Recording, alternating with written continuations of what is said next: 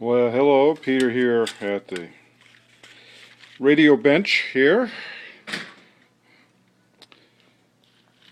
This is the radio repair bench I have. I've been working of late with these, see if you can see them a little, okay here, with these LED strip lights. They come on a reel like that. So,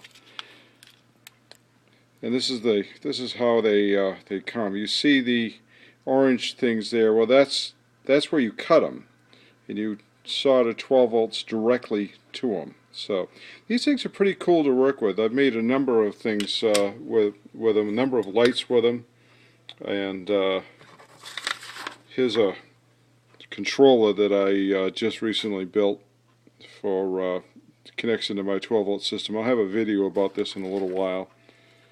This is something I've got going. I'm going to make, this is an old vacuum tube I think the filament burned out on. So I'm actually going to kind of make a little light unit with it, so for the fun of it. So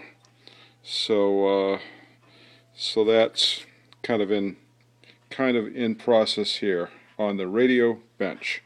More on this later.